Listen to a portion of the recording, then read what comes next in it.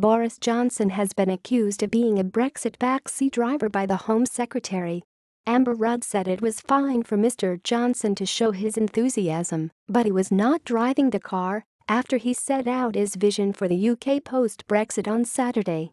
She said ministers must be united in their approach and help the Prime Minister manage the Brexit process. The BBC understands Mr. Johnson will not be sacked despite anger among some MPs.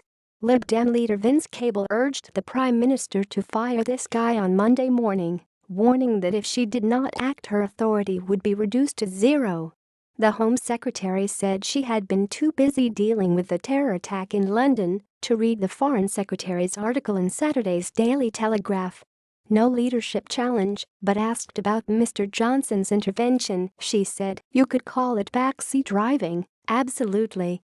I don't want him managing the Brexit process. What we have got is Theresa May managing the process, driving the car. I am going to make sure, as far as I and the rest of the cabinet is concerned, we help her do that." Asked whether she shared the concerns of those, including Scottish Tory leader Ruth Davidson, who have criticised the timing of the intervention, she said they had a point. "I know what an irrepressible enthusiast Johnson is about Brexit, and what he's done is set it out there. I think it's absolutely fine. I would expect nothing less from Boris," she said. When politicians criticize colleagues on their own side, in public, they often indulge in a little understatement. When you hear, for instance, a reference to a robust exchange of views, you can assume the encounter actually bordered on the violent. So, when Mrs. May's de facto deputy, Damien Green, told BBC Radio 5 Live that the timing of Mr. Johnson's intervention could have been better for all sorts of reasons, you can imagine that the reaction privately, from some, has been rather more salty. And it has. Two of the government's most senior figures, in the space of an hour, publicly admonishing a cabinet colleague tells you all you need to know about how unwelcome Mr. Johnson's 4,000-word treatise was in Downing Street. When asked if the article was a leadership challenge, Rudd said no, "I don't think it is.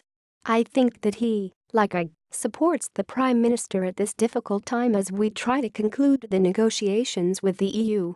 After his article's publication in the Telegraph, Mr. Johnson later tweeted he was all behind Theresa for a glorious Brexit.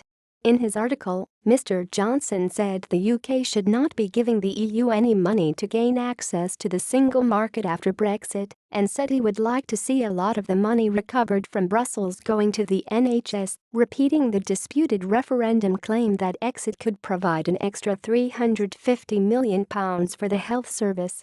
The intervention comes just days before the Prime Minister makes a major speech on Brexit in Florence, amid speculation she is prepared to announce some kind of deal on transitional trade payments.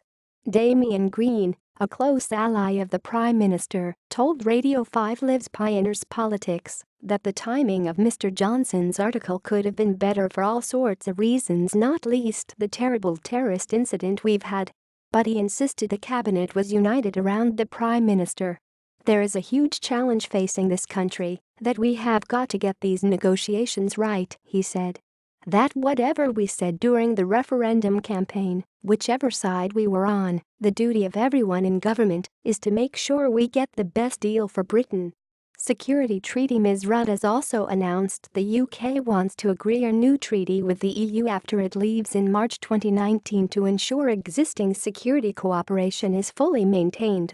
Details will be published on Monday on how the UK will aim to continue to share information and evidence on wanted criminals with its EU partners after leaving and ensure suspects can still be extradited quickly. She said a new treaty would lock in existing cross-border crime fighting and intelligence sharing arrangements and enable the UK to remain a member of Europol outside of the EU. "I want the French man in London to be safe and the English man in Berlin. The EU, want the same outcomes."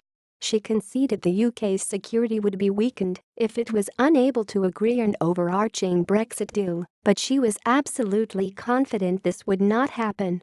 The PM has expressed the bold truth, which is that we need to have this agreement. They do and we do, and we will get it.